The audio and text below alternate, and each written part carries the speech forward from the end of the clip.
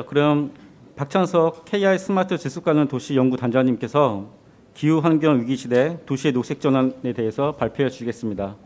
시작하도록 하겠습니다. 저는 오늘 발제할 제목이 기후환경 위기시대 도시의 녹색 전환이란 주제인데요. 전체적인 발제의 내용은 기후환경 위기의 시대, 결국 녹색 전환을 왜 해야 되는지 하는 것에 있어서의 필요성을 기후나 환경 측면에서 살펴보고자 하고 있고요. 그러한 것들이 결국은 인간의 생존이나 인류의 문명에 심각한 위험의 수준에 좀 달성을 했다라는 측면에서 살펴보도록 하겠습니다. 그다음에 두 번째는 저희 포커스를 한국으로 좀 좁혀가지고 저희 도시가 왜 녹색 전환을 해야 되는지 그렇게 할 경우에 그 방향과 과제를 어떻게 모색할 수 있는지를 중심으로 해서 말씀을 드리도록 하겠습니다. 예, 첫 번째입니다. 기후환경 위기의 시대라고 하는데요. 그 시대에 있어서의 주요 내용을 좀 살펴보도록 하겠습니다. 첫 번째는 사회경제적 변화와 글로벌 환경 추세입니다. 전 세계를 중심으로 해서 저희 사회경제적 변화가 어떻게 확대되고 발전해 왔는지를 좀 살펴보고요. 그것들 좀 말씀을 드리면 세계 인구의 경우입니다. 1784년에 제1차 산업혁명이 발생했던 시점을 좀 봐주시면 세계 인구의 경우에는 크게 과거의 추세와 비교해서 크게 늘지 않았습니다. 그렇지만 1870년에 제2차 산업혁명이 발생한 시기, 그리고 1950년에 대확산이라고 얘기하는 시기를 좀 비교해서 보시면 그 산업혁명을 거치면서 1950년대라고 하는 대확산의 거점을 보게 되면 세계 인구는 그 이후부터는 1950년대 이후부터는 굉장히 급격하고 지수적인 증가 추세를 보여주고 있습니다. 이렇게 해서 전 세계 인구들이 굉장히 급격하게 느는 과정이 있고요. 그런 과정에 있어서 도시 인구에 대한 증가도 굉장히 급격하게 같이 따라가는 동조하는 현상들을 같이 보이고 있습니다. 역시 1950년을 기점으로 보시면 도시 인구에 대한 비율이 급격하게 높아지고 되고요. 그래서 2010년도의 끝점을 비교해 본다면 세계 인구의 절반인 50%가 도시에 거주하게 되고요. 2020년인 현재 기점을 본다면 60% 정도가 도시에 거주하게 됩니다. 그래서 2010년도를 기준으로 해서 유엔 헤비타트 등에서는 도시 시대가 본격적으로 시작이 되었다라고 선언하고, 결국은 지속가능 발전이나 세계의 그 지속 가능성을 위해서는 도시가 변화해야 된다 하는 것들을 가장 강력한 메시지를 방출하고 있습니다. 이렇게 많은 인구들이 좁은 도시 지역에 살게 되면 여러 가지 자원이나 혹은 여러 가지 소비들이 굉장히 늘게 되는데요. 대규모 댐에 대한 건설도 한번 봐주시면 그 산업혁명이 일어났던 그 시기를 벗어나서 1950년이 있는 그 시기부터는 대규모 댐에 대한 대댐에 대한 수요가 급증했습니다. 그래서 그 1950년부터 현재까지의 댐이 건설된 것만 가지고 분석해 본다면 거의 매일 하루에 전 세계에서는 하나의 대규모 댐이 만들어졌다 하는 것들로 확인해 볼 수 있습니다. 이렇게 인구의 증가는 경제활동에 있어서도 규모의 성장을 가져왔었고요. 이런 경제활동을 유지하기 위해서 에너지의 사용 또한 급격하게 증가된 형태를 보여주고 있습니다. 그래서 이렇게 급격한 사회경제적 변화에 대한 것들을 전 세계가 경험하게 있고요. 이러한 사회경제적 변화에 맞물려 가지고 지구 시스템에 있어서의 환경적인 영향도 굉장히 급격하게 발생을 하게 됩니다. 아까 말씀드린 1950년을 기점으로 보신다면 CO2 배출에 따른 농도 변화도 급격하게 높아지게 되고 있고요. 그 다음에 이산화질소에 대한 변화라든지 메탄에 있어서의 배출에 따른 농도 변화도 1950년을 기점으로 좀 더 앞에서 본다면 산업혁명을 기점으로 성장하는 추세들이 1950년의 대확산기를 중심으로 해서 급격한 변화를 보여주고 있습니다. 열대우림의 훼손도 그렇고요. 토지 이용에 대한 교란이나 육상 생태계 훼손도 급격하게 발생을 하고 있습니다. 그래서 최근의 논의들은 이러한 사회경제적 변화와 그 다음에 글로벌 환경 추세를 가지고 인류가 전 세계의 지구 환경에 있어서 혹은 지구 생태계에 있어서의 변화를 가져오는 주체이자 책임 있는 주체로서 역할을 다 해야 된다 하는 그런 관점에서 인류세에 대한 논의가 본격화됐고요. 그리고 현재 시대를 인류가 책임을 지고 지구 환경에 대한 혹은 지구 생태계에 대한 보존과 관리에 대한 책임성을 좀 더 강화해야 된다 하는 측면에 대한 논의를 가져가고 있습니다. 네, 그리고 이게 다음은 우리가 그럼 환경 용량이라는 관점에서 우리는 지구가 가지고 있는 환경 용량을 과연 어느 정도 수준에서 지켜나가고 있는가 하는 것에 대한 그 기존의 연구 결과를 좀 살펴보려고 하는데요. 첫 번째는 지구 환경 용량이라고 얘기하는 결과물에 대한 내용인데요. 저 사이언스지에 발표됐던 자료들을 좀 살펴보면 생물 다양성 관점에서 보면 제네틱 바이오다이버시티는 이미 위험 수준을 이미 넘어섰다라고 평가하고 있고요. 그 다음에 생화학적 관점에서 질소라든지 인에 있어서의 지구적 순환도 이미 위험 수준, 우리가 수용할 수 있는 범위를 넘어서서 상당한 위험을 초래하고 있다라는 문제 제기들을 하고 있고요. 그 위험 수준을 바짝 뒤따르고 있는 것이 기후변화와 그 다음에 토지형 시스템에 있어서의 변화 추세들이 지금 위험이 계속 증가하고 있고 조만간 우리가 적절한 대응과 관리를 하지 못할 경우에는 위험 수준에 도달하게 되고 지구 시스템에 대한 붕괴를 더욱더 촉진할 가능성이 있다라는 경고를 메시지를 발송하고 있습니다. 역시 그 또 다른 연구 결과라서 생태적 측면은 어떠냐? 아까는 전체를 봤지만 생태 측면은 아까 보신 것처럼 생물 다양성에 대한 것들이 위험을 초과했다라고 얘기하고 있고요. 저 왼쪽 그림의 가운데 녹색 선이 지구가 수용 가능한 생물적 용량이라고 본다면 1970년대까지는 생물적 용량보다 밑에 저희들이 인간 활동에 따른 부담이 좀 있었다라고 하면 그 이후부터는 1970년 이후부터는 생물 용량을 초과해서 인간의 활동이 지구가 수용할 수 있는 생물 용량을 많이 초과했다라고 얘기하고 있고요. 최근에 보시면 약간 위가 좀 꺾였는데 좀 코로나 때문에 좀 꺾였다라고 설명을 하고 있습니다. 약 120% 그러니까 현재 생물 용량이 한 2배 이상의 그런 용량을 초과해서 인간이 좀 활용을 하고 있다라고 얘기를 하고 있습니다. 이렇게 발생된 기후나 환경에 있어서의 위기는 전 세계적으로 다른 사회나 경제적인 부분에 있어서의 많은 그 영향을 주고 있다라고 얘기하고 있습니다. 그래서 글로벌 리스크의 상위 10개 위험 중에서는 환경 부분이 절반 정도를 차지하고 있고요. 특히 발생할 수 있는 확률과 그다음 영향에 있어서의 수준에 봤을 때는 가장 극적인 이런 것들이 굉장히 큰 영향을 준다라고 얘기하고 있습니다. 극한 기후라든지 기후 대책에 대한 실패, 자연재해, 생물 다양성의 손실, 도시환경 재해들이 가장 큰 위험이 높은 리스크라고 얘기하고 있고요. 그다음에 과거의 추세별로 꾸준히 살펴본다면 발생 가능성, 위쪽은 발생 가능성 측면이고 아래쪽은 지구의 사회경제적인 부분에 미치는 영향의 수준을 보시게 되면 녹색에 대한 부분들이 굉장히 좀 많이 확대되고 있습니다. 그만큼 그 기후라든지 그런 환경적인 측면에 대한 위험들이 계속 확대되고 정착되고 있다라고 볼 수 있습니다. 그다음에 저희 생태적 측면에 있어서는 결국은 생물 다양성이나 생태가 인간이 그 여러 가지 복지라든지 식량을 얻는다든지 혹은 행복을 형성하는 데 가장 기본적인 수단이 되고 있는데요. 보시게 되면 약간 동토 지역이라고 얘기할 수 있는 얼음으로 덮인 지역과 사하라 사막과 관련된 지역, 그 다음에 열대우림 지역 일부를 빼고서는 대부분 붉은색으로 표시되고 있습니다. 그만큼 인간이 굉장히 많은 생태적인 자원들을 활용하고 있고 그런 것들이 지금의 수준에서는 생물 다양성의 위기 혹은 이제 붕괴될 수 있는 바로 직전에 대한 위기로 좀 처해 있다라고 지적을 할 수 있습니다. 그럼 저희들이 생각하는 녹색 전환은 무엇인가라고 하면 기후환경의 측면에서 본다면 그 산업혁명 이후로부터 계속 높아지고 있는 온도에 대한 상승, 지구온도의 상승에 대한 추세선을 꺾는 것, 그 밴딩, 그 추세선을 더 이상 높아지지 않도록 관리하는 것이고요. 그 추세선의 목표선은 1.5도씨를 기준으로 해서 목표선을 관리하는 것이고요. 이것들을 하기 위해서는 오른쪽에 보신 것처럼 1950년 그리고 1.5도씨를 위해서는 2040년까지 탄소의 중립을 목표로 우리가 행동을 해야 된다 하는 것들을 명시하고 있습니다. 그다음에 오른쪽에 있는 생물 다양성의 경우에는 지난 그 검은색 선이 지금까지 계속 생물 다양성이 이제 훼손되고 있는 추세를 보여드리고 있고요.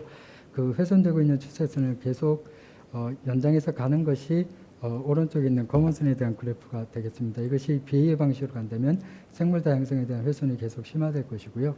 이러한 훼손들을 이렇게 생물 다양성을 보존하고 증진시키고 생태 용량을 좀 확대시키는 방향으로 밴딩 커브선을 꺾어야 된다 하는 것들이 있고요. 이렇게 꺾기 위해서는 지금까지에 있어서의 보존을 위한 노력도 역시 필요하고 그다음에 생물 다양성과 관련해서는 공급이나 수요에 대한 대응책들도 같이 결합되어야만 우리가 생물 다양성에 대한 증진을 실질적으로 가져올 수 있다라고 얘기할 수 있습니다. 근데 이런 노력들도 금방 우리가 증진되는 효과를 가져오지는 않습니다. 2050년을 지나 2100년 가까이 갔을 때 2070, 80년이 되어야만 실질적인 효과를 가져올 수 있고 지금 당장 실천하지 않으면 이런 효과들도 장담할 수 없다라는 것들이 기존의 과학적 결과로서 보여드리고 있습니다. 결국은 저희들이 생각하는 녹색 전환은 기후 측면에서의 온실가스를 줄여가지고 지구에 대한 온도를 상승을 꺾는 커브선을 꺾는 것, 그다음에 생태적 측면에서는 생물 다양성의 감소 추세를 토지형의 변화를 통해서 공간의 물적 변화를 통해서 생물 다양성에 있어서의 감소 추세를 좀 증진 추세로 바꿔 나가는 것이 결국 녹색 전환의 근본적인 방향성이라고 얘기할 수 있습니다. 그다음에 저희 나라의 경우입니다. 환경 및 에너지 분야에 초점을 맞추어 가지고 저희들 살펴볼 수 있는데요. 환경 측면에서 본다면 1인당 온실가스 배출량이 OECD의 평균보다 높고요. 그다음에 GDP 대비 온실가스 배출량도 저희 자료가 2018년 자료이긴 하지만 14년 추세선 14년 비교의 경우에도 OECD보다 높습니다. 다만 좋은 것은 국토 면적 중에서 임야 면적의 비율이라든지 폐기물에 대한 발생량은 OECD 평균보다 좋은 긍정적인 효과를 있지만 많은 데이터들은 저희들이 OECD가 가지고 있는 일반적인 평균 수준보다 저희들이 조금 더 열악한 형태를 가지고 있고요. 그다음에 국민들이 느끼는 삶의 질에 대한 만족도 수준도 상대적으로 좀 낮다라고 얘기하고 있습니다. 그다음에 특히 이제 초점을 기후 쪽으로 초점을 조금 더 맞춰 본다면 OECD 이산화탄소 배출 증가량은 세계에서 제일 첫 번째고요. OECD 중에서 가장 높은 수준이 있고요. 2018년도에 한 사람당 이산화탄소 배출량도 4위, 그다음에 2018년에 세계 석탄에 대한 수입국도 세계 4위에 위치하고 있습니다. 그만큼 화석 연료, 탄소에 관련된 그런 연료에 대한 소비량이라든지 그 결과로서 이산화탄소에 대한 배출량이 상대적으로 높은 특징들을 역시 가지고 있습니다. 저희 한국에 있어서의 어떤 생태 용량도 주변 국가들에 비해서 상대적으로 높은 추세입니다. 바로 옆에 있는 중국이나 일본에 비해서도 저희 생태적인 이컬로지컬 풋프린트가 좀 높고요. 그다음에 아까 그림에서 보는 것처럼 여전히 이제 그 난개발에 의한 녹지의 훼손과 그 친환경 용지에 대한 훼손들이 계속 그 추세에서는 좀 줄어들고 있지만 그 경향이 바뀌고 있지는 않은 형태를 계속 보여드리고 있습니다. 그다음에 기후환경 현황과 관련해서도 취약계층과 취약지역에는 더 큰 위험으로 다가오는 불평등은 계속 심화되고 있고 그런 형태들이 바뀌지 않고 계속 심화되고 있는 특성들을 보여드리고 있습니다. 그다음에 저희 나라의 경우에는 사회 경제적 측면에서는 저희 그 국민의 거의 대부분은 도시에 거주하고 있습니다. 행정구역 기준으로 보면 91.1%, 용도지역 기준으로 본다면 91.8%가 도시에 살고 있습니다. 그래서 국민들의 대부분은 이제 도시적 삶을 거주하고 있고요. 그다음에 그 거주하고 있는 국민들이 거주하고 있는 도시의 삶의 질을 살펴본다면 저희가 사회적 측면에서의 교육이라든지 건강, 일과 삶의 균형이라든지 범죄와 관련된 부분은 상대적으로 굉장히 좋은 반면에 환경적 측면을 얘기하는 환경위험이라든지 녹지공간, 에너지, 온실가스의 방출과 관련된 부분들은 상대적으로 낮은 형태를 가지고 있습니다. 그래서 저희들이 그 환경과 관련된 부분에 있어서의 지속 가능성 혹은 환경과 관련된 질은 상대적으로 좀 낮은 위치를 가지고 있다라고 볼 수가 있습니다. 이것은 서울에 대한 사례고요. 저희 도시가 지속 가능하게 바뀌고 혹은 녹색 전환을 이끄는 것은 결국은 환경과 인간 생존, 문명에 굉장히 긍정적인 역할을 한다라고 얘기하고 있습니다. 지속 가능성 발전 지표 중에서 11번인 지속 가능한 도시와 주거지를 만들게 되면 다른 SDG와 관련된 다른 그 목표의 달성에 굉장히 긍정적인 역할을 굉장히 많이 한다라고 지적을 하고 있습니다. 그렇다면 우리가 도시는 어떻게 녹색 전환이 돼야 될까요? 그 비전과 방향에 대해서 간단하게 좀 말씀을 드리고 싶은데요. 그 첫 번째는 지속가능 녹색 전환이라고 하는 것은 기본적인 지향점은 지속가능 발전이 기본적인 지향점이 돼야 될 것 같습니다. 그래서 환경이라든지 삶의 질, 포용, 안정을 포괄하는 지속가능 발전이 중장기 목표로서 설정이 되고요.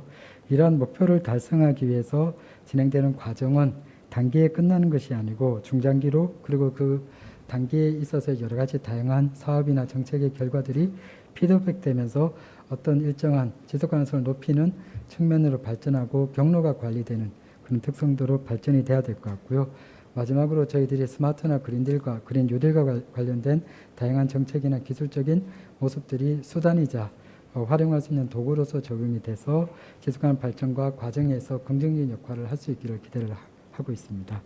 그래서 이런 과정에서 우리가 챙겨야 될 것들은 결국은 녹색 전환의 관점에서 본다면 미래적인 관점에서 기후변화에 대응을 해야 되고요. 그것들을 하기 위해서 온실가스에 대한 제로화나 저배출을 끌고 가야 되고, 두 번째는 아까 보셨듯이 생태 용량에 대한 순정, 과거의 압축적인 성장 과정을 거치면서 국토의 생태 용량이 저하됐다면 이제는 생태 용량에 대한 증가를 목표로 하는 생태성에 대한 가치를 확립하는 것. 그다음에 마지막으로는 인간 중심적 관점에서 포용성, 지금까지의 불균형이나 격차를 해소해 가면서 그 바뀌어 나가는 과정에 있어서의 공정성을 좀 제고하고 포용성을 높여 나가는 이 세 가지 방향으로 발전을 해야 될 것 같습니다. 그래서 2020년에 저희들 도시의 수준이 이렇게 됐다면 2050년에는 좀 더 지속 가능하고 좀 더 녹색 전환을 토대로 해서 새로운 경로를 만드는 도시의 모습으로 발전할 수 있기를 생각을 하고 있고요. 그래서 녹색 전환에 대한 미래 비전을 가지고 기존의 다양한 경로를 조금 전환시키려는 노력이 필요합니다. 과거 50년 동안 고도 성장기를 통해서 압축적 성장을 이루어왔다면 압축적 성장의 과정에서 발생했던 격차라든지 끊어진 단절이라든지 혹은 불균형의 문제를 녹색 전환을 통해서 새로운 미래 경로로 바뀌어 나갈 필요성이 있다고 생각하고 있습니다. 지금은 정책의 방향인데 아까 보셨던 기후변화 대응과 생태성, 포용성이라는 세 가지 정책 방향에 해당되는 주요 사례를 조금 말씀을 드리려고 합니다. 첫 번째 사례는 쭈리의 2000와트 소사이어티입니다.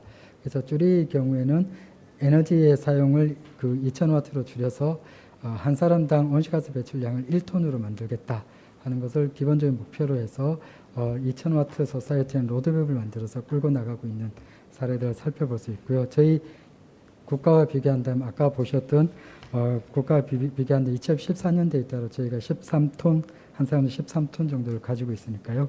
저희 국가에서는 조금 더 많은, 저희 나라에게 조금 더 많은 노력이 필요한 사항이 되겠습니다. 두 번째는 최근에 파리의 경우인데요. 파리에서 15분 도시라는 새로운 개념을 제시했고 시장님께서 이 15분 도시를 만들겠다라고 얘기했고 코로나19와 맞물려서 좀 적극적인 추진을 진행을 하고 있습니다. 그래서 기본적인 개념은 집에서 15분 이내에 직장이라든지 놀이라든지 쉼터라든지 문화 혹은 뭐 다양한 들을 이제 달성할 수 있도록 만들고 있고요. 그리고 이제 도로를 탄소제로 공간으로 전환하는 것을 목표로 하고 있습니다. 이것들을 하기 위해서 그 도로의 용도를 그 자동차의 이동이 중심이 돼 있던 자동차의 이동이 중심이 있었던 면적이 가장 넓었고 그 위가 이제 대중교통, 그 위가 자전거, 그 다음에 이제 가장 적은 것이 사람의 보행이었다면 그 면적의 순서를 바꾸어서 앞으로는 도로의 경우에는 사람의 이동이 되는 보행을 가장 많은 면적으로 바꾸고 자동차에 대한 이동을 가장 줄이는 형태로 바꿔나가고 그 밑에 대한 이미지는 기존의 도로를 이렇게 사람의 중심에 대한 도로로 만들고 그럼으로 인해서 탄소가 없는 탄소 제로의 공간으로 변화시켜 나가겠다 하는 것에 대한 비전을 가지고 진행을 하고 있습니다. 역시 그 지역의 중심에 대한 여러 가지 사례들도 많이 있습니다. 저희들이 살펴볼 수 있는 대표적인 사례로 뉴욕과 LA를 볼 수 있는데요. 뉴욕의 경우에는 One New York City 2050이라는 계획을 만들어서 살기 좋은 기후 포용 경제를 비전으로 하는 도시 차원의 그린 뉴딜 정책을 만들었습니다. 그래서 250메가와트 이상의 재생에너지를 공급하기 위한 프로젝트로 태양광 발전을 위한 17개 프로젝트와 풍력 발전의 4개 프로젝트를 구성해서 진행하고 있고요. 이 뉴욕의 그 탄소 중립을 위해서 그 그린 뉴딜법을 만들어서 법제적 근거를 가지고 진행하고 있는 것 또한 특징입니다.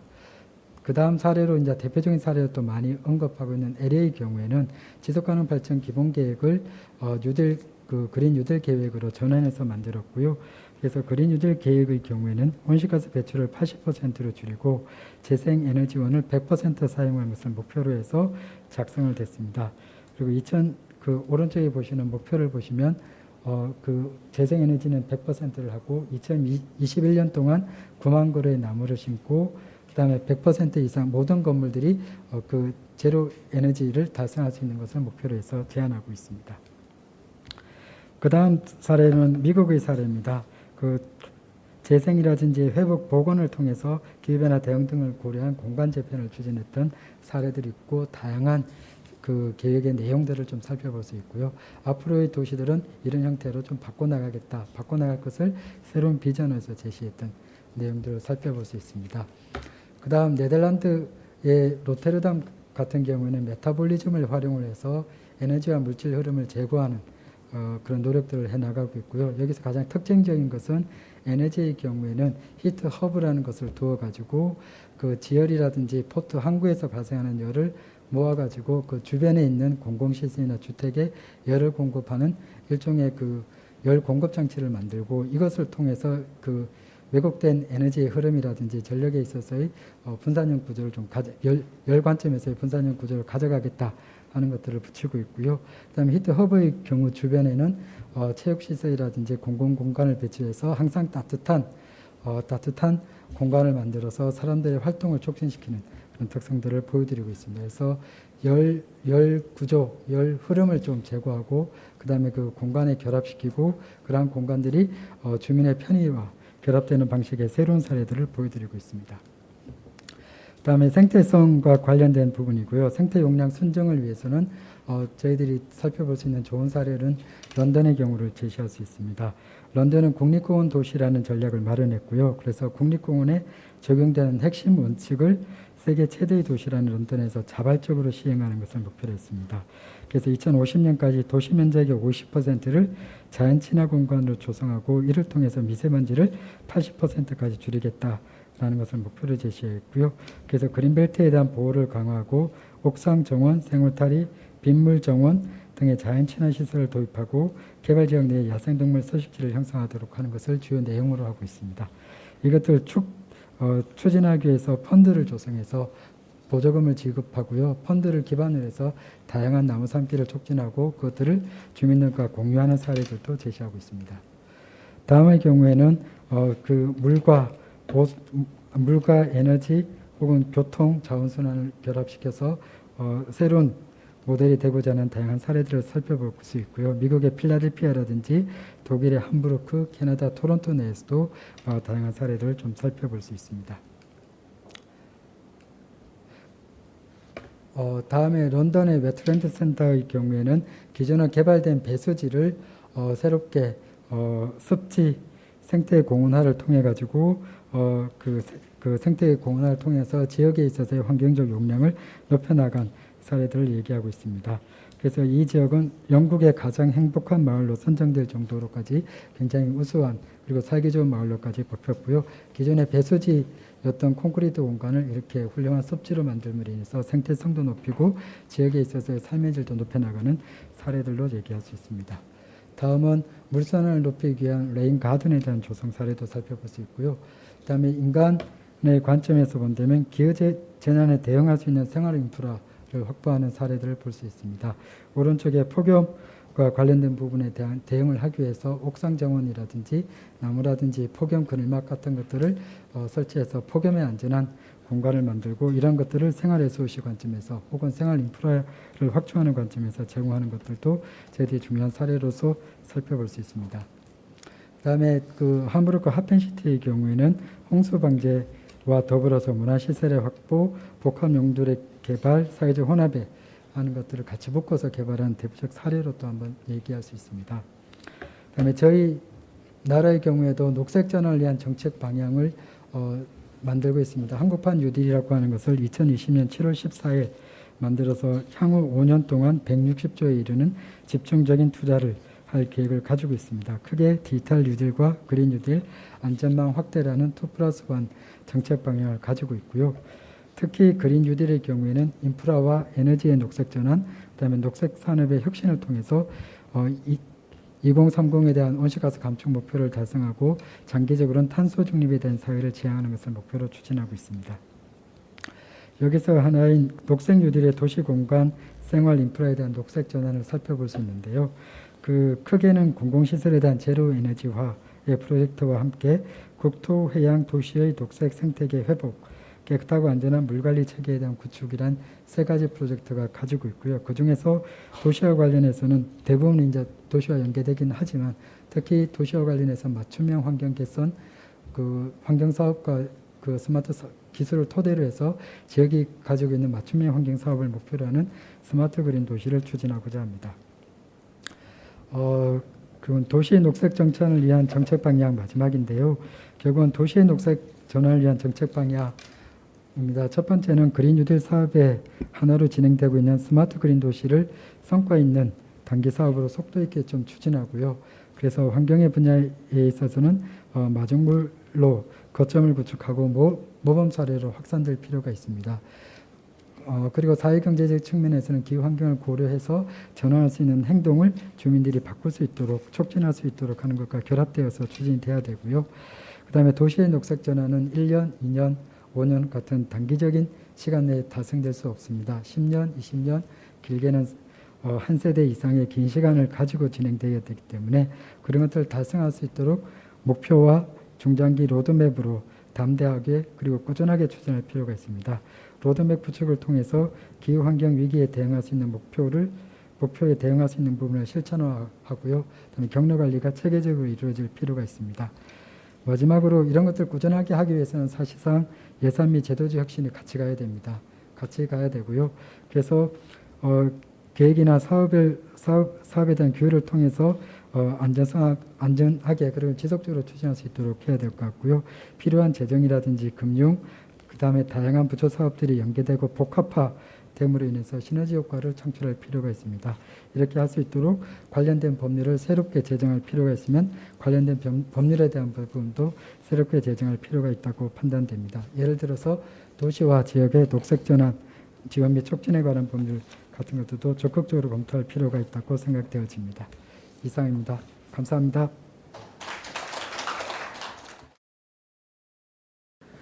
다음으로는 정은혜 환경부 녹색전환 정책과장님께서 도시의 녹색전환과 스마트 그린 도시에 대해 발표해 주시겠습니다. 네, 반갑습니다. 환경부 녹색전환정책과장 정은혜입니다.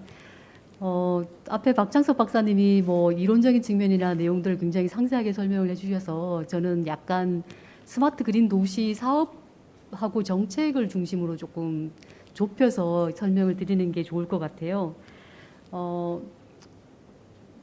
그래서 아시는 것처럼 사실 도시 관련되는 사업들이 되게 많이 있습니다. 국토부도 있고 산업부도 있고 있지만 이게 스마트 그린 도시 사업이라고 하는 거에 어떤 문제 의식은 그런 환경, 이 도시가 많은 한계에 또 봉착하고 있는데 그게 많은 부분이 기후 환경 문제라는 것이죠.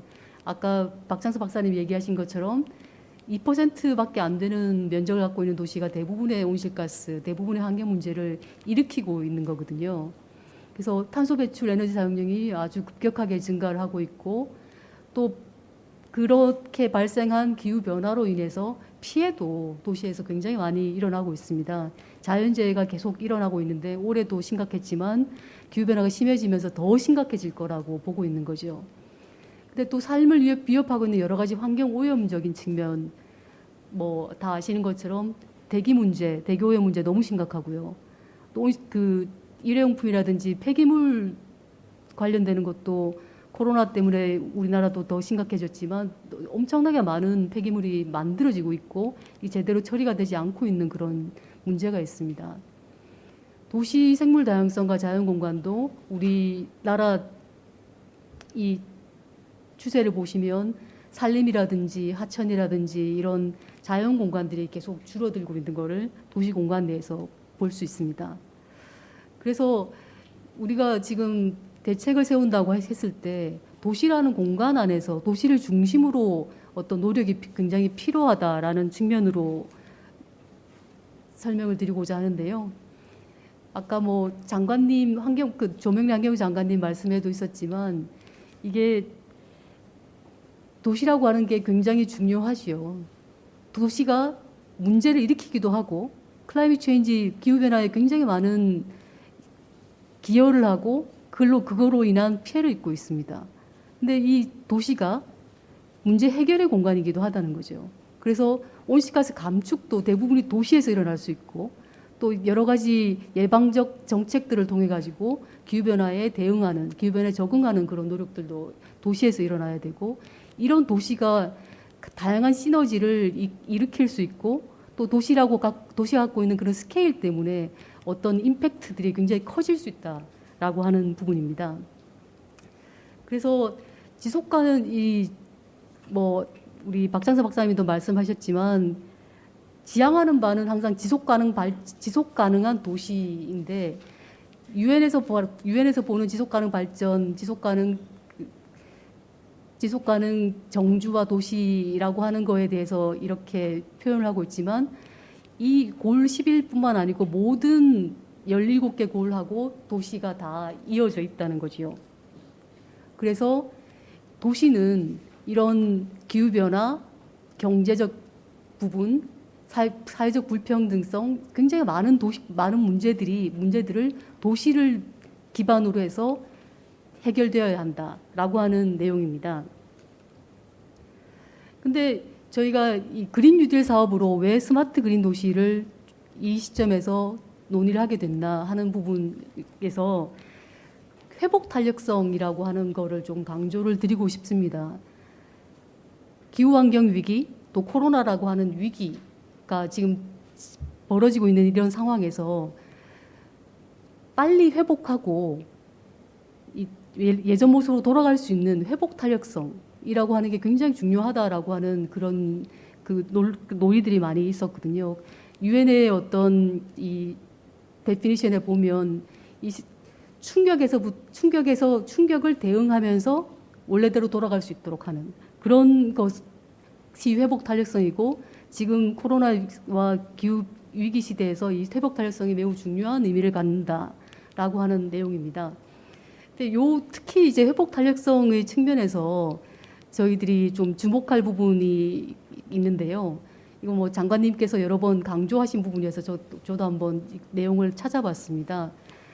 어떤 공학적인 회복 탄력성, 그래서 인프라 공학적으로 문제를 빨리 해결해가지고 그 문제가 일어나지 않게 하는 fail safe한 공학적 그 회복 탄력성이 있는 반면에 생태적 회복 탄력성이 있는데, 이 생태적 회복 탄력성은 변화라든지 불확실한 상황에서 계속 변화하면서 안전하게 실패할 수 있는 디자인, 이런 것들을 강조하고 있더라고요.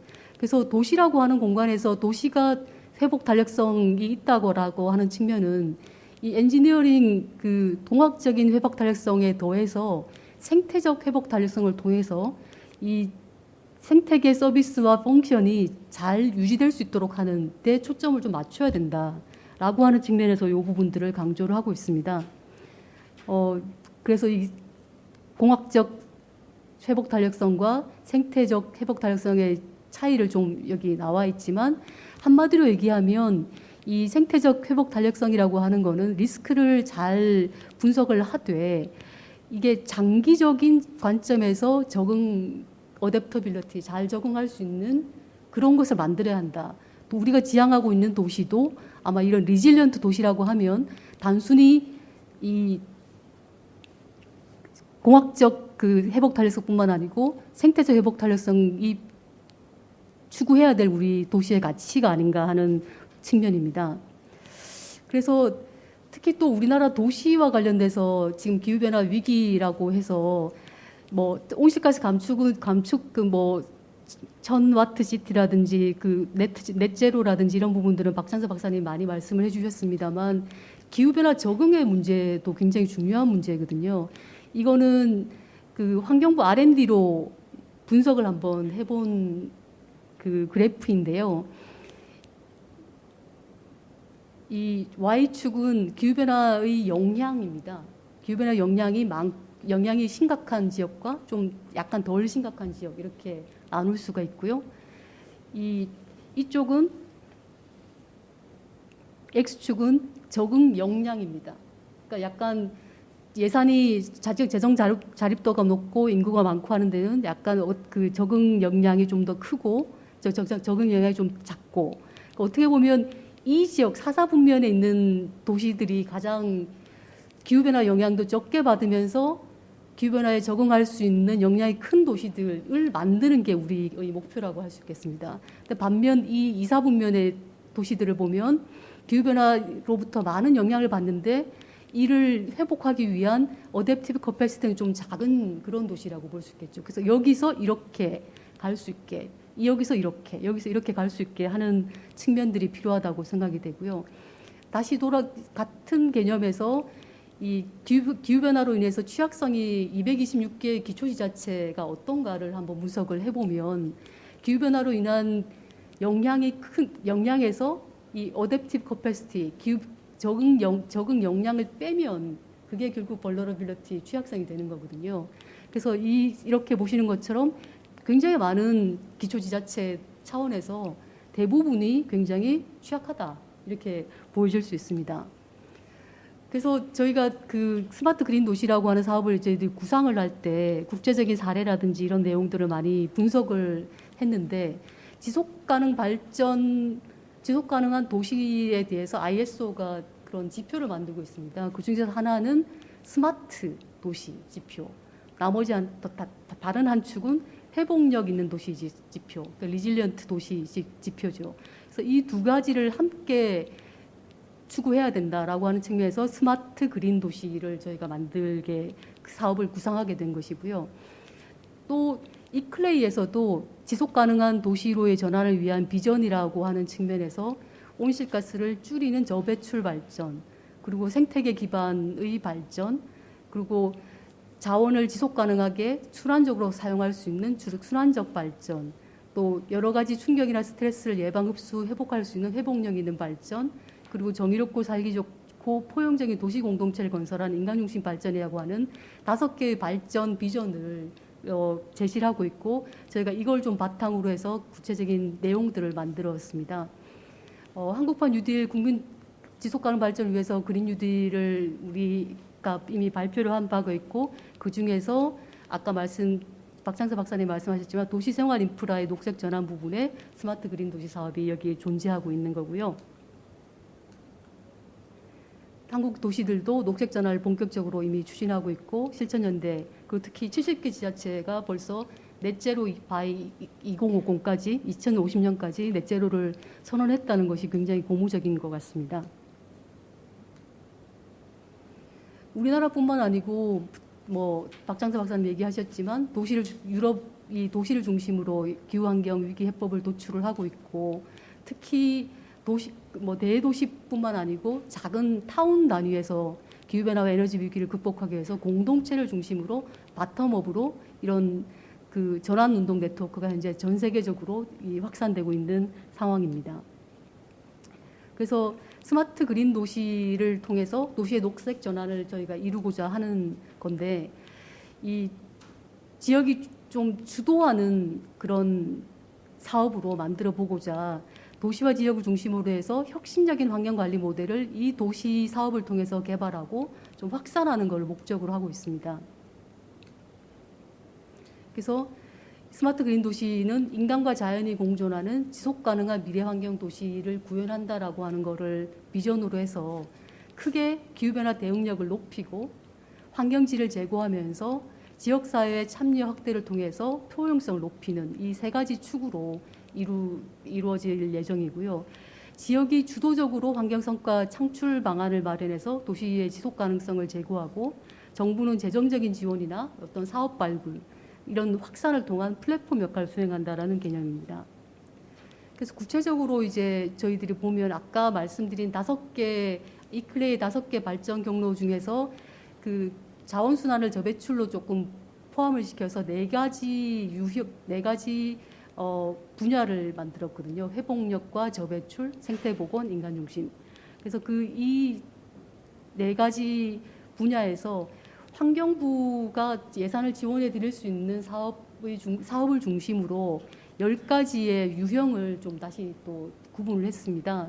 그래서 기후변화 분야, 또 물순환 분야, 물안전 분야, 또 저배출 같은 경우는 미래차 보급과 또 자원순환, 생태보건은 도시 소생태계를 복원하는 부분하고 스마트 탐방 체험과 관련되는 부분, 그리고 인간 중심은 깨끗한 공기, 그리고 환경 교육, 소음이나 빛공해 같은 그런 이 생활 환경 오염으로부터 자유로운 도시, 이렇게 그 구체적인 그 쉽게 유형을 만들었고요. 이게 환경부에서 기존에 있던 사업들도 있고 새로 신규로 만들어진 사업들도 있습니다. 이 공간적인 환경 특성 여건이 그 전까지 조금 고려되지 못했던 측면이 있어서 도시라고 하는 구체적인 공간에 이런 사업들이 좀 연계돼서 시너지를 좀 창출할 수 있도록 그렇게 하고, 이 창출된 그런 스마트 그린 도시 모델을 국내외로 확산하고자 하는 내용입니다. 그래서 예시를 하나 들어본 건데요. 도시 공간 안에서 좀 다양한 환경 개선 사업이 좀 연계되고 시너지를 창출할 수 있는 모델이라고 하는 게 무엇인가? 그럼 예를 들면 도시숲을 보존을 하면서 생태 복원을 물순환과 생태 복원을 통해서 물순환으로 이제 만들어진 어떤 저류지나 이런 것들을 다시 숲과 또 기후 탄력 사업으로 연계시켜서 활용할 수 있는 그런 사업 모델들 하나 예시로 지금 만들고 있고요. 지자체에서 굉장히 많은 아이디어들과 실제로 시행해 보고 있는 그런 많은 내용들이 있습니다. 그래서 그런 내용들을 좀 잘 조합해서 이런 구체적인 사업 모델로 만들면서 확산 가능성이 높고 실행 가능성이 높고 효과가 큰 사업들을 중심으로 해서 그런 내용들을 모아서 스마트 그린 도시에 대한 장기적인 플랜을 또 마련하는 계획으로 준비하고 있습니다. 그래서 이 스마트 그린 도시는 지금 두 가지로 나누어서 이제 공모를 하고 있는 건데요.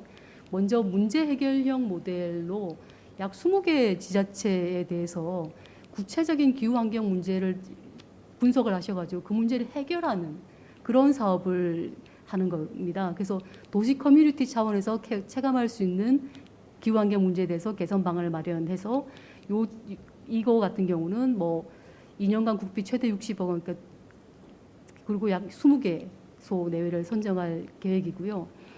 또 종합 선도형 모델이라고 해서 좀 많은 사업 유형이 결합되면서 또 도시 커뮤니티뿐만 아니고 좀 더 넓은 지역 단위에서 체감하는 이런 기후 환경 문제를 에 대해서 개선 방안을 마련하고 좀 선도할 수 있는 약간 더 복합적인 사업을 추진하는 건데, 이거는 2년간 국비 최대 100억 원 5개소 내외를 선정을 하는 그런 내용입니다.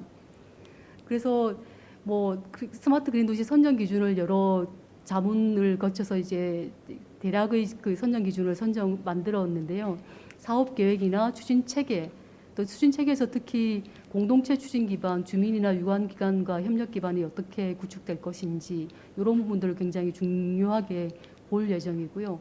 사업 효과 및 지속성, 그러니까 기대 효과를 정량화한다든지 또 단순히 환경질계 개선뿐만 아니고 다른 일자리 창출과도 연계할 수 있는지 이런 부분들을 보겠다는 거고, 성과 관리를 지속적으로 어떻게 하고 사업 완료의 운영 관리를 어떻게 하겠다는 것까지 포함해서 선정 기준을 마련을 했고요. 특히 이 부분을 보시면 이 환경부에서 하고 있는 사업 외에도 그린 뉴딜 사업으로 굉장히 많은 사업들이 있습니다. 그린 리모델링도 있고 녹색 숲, 미세먼지 숲 뭐 하는 사업들도 있고 리뉴어블 에너지 새로 설치하는 사업들도 있어서 그런 다양한 그린 뉴딜 사업, 또 도시 재생 사업, 이런 다른 부처 사업들하고 연계성을 가지고 있는 경우에 가점을 통해서 좀 더 그거를 촉진할 이 지역 단위에서 그런 다양한 사업들이 잘 연계될 수 있도록 촉진하는 역할도 하고자 합니다. 그리고 그 환경부에서 스마트 그린 도시를 공모를 통해서 지역 참여, 지역 여건 맞춤형으로 이제 추진할 예정인데, 이를 위해서 스마트 그린 도시 지원단을 9월부터 운영을 하고 있습니다. 그래서 사업 컨설팅과 자문을 통해서 상설 조직으로 운영하고 있고, 이 스마트 그린 도시 정책 포럼을 통해서 이 정책을 개발하고 또 지역의 다양한 의견들을 드리면서 자문을 할 수 있도록 그렇게 추진을 할 예정입니다. 그래서 공모 일정은 9월 9일에 이미 공고가 났고요. 지원단 컨설팅을 9월에서 11월까지 신청 지자체를 대상으로 해서 뭐 어떤 아이디어들에 대해 가지고 계획이나 누락사항 또 그런 컨설팅 그리고 구체화할 수 있는 그런 내용들을 추진을 하고 있고 접수를 11월 말까지 마무리한 다음에 실현 가능성이나 타당성 평가를 통해서 12월 말까지 25개 지역을 선정을 할 예정이고요.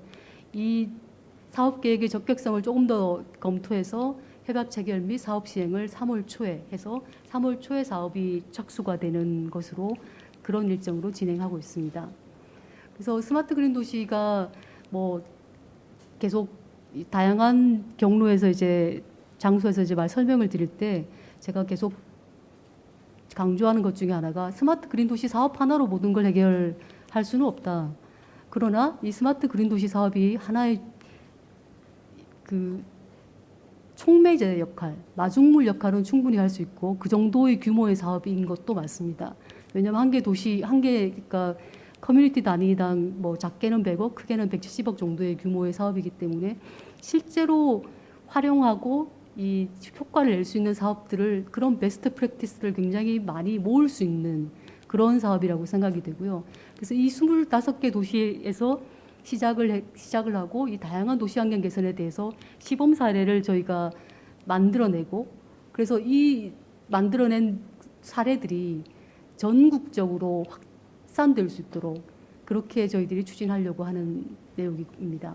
그래서 도시의 녹색 전환이 실제로 구체적으로 이루어질 수 있도록 환경부가 함께하고자 합니다. 감사합니다.